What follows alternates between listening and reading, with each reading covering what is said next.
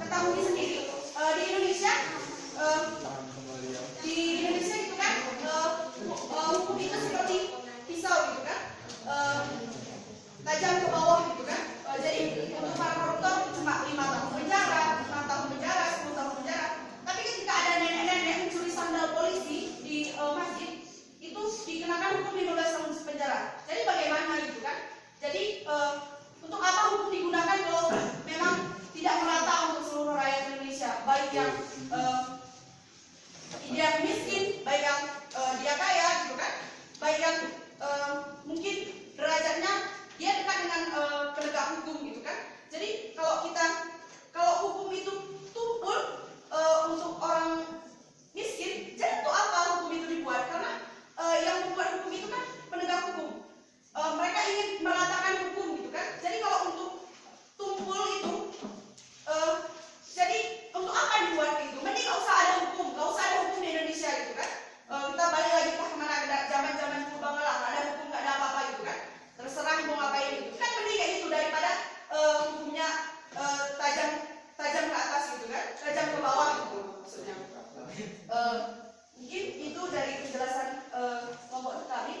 Jadi bisa disimpulkan bahwa ketika kita ingin memilih pemimpin yang bisa memimpin masyarakat yang luas, kita harus memilih pemimpin yang memiliki visi dan misi Islam di dalam dunia. Mungkin hanya itu. Ada pertanyaan dari kelompok lain? Ya, kelompok 4 dulu. Ya, kelompok 4. Assalamualaikum warahmatullahi wabarakatuh. Saya Sylvia Agustina, saya perwakilan dari kelompok 4. Saya ingin bertanya kepada Ufti. Ufti bilang tadi solusinya betul. Pilih pemimpin yang beragama Islam. Kita udah tahu ada juga pemimpin yang beragama Islam, tapi kita nggak menjamin kalau dia itu nggak melakukan korupsi, tetap aja dia melakukan. Kalau itu bagaimana Ufti?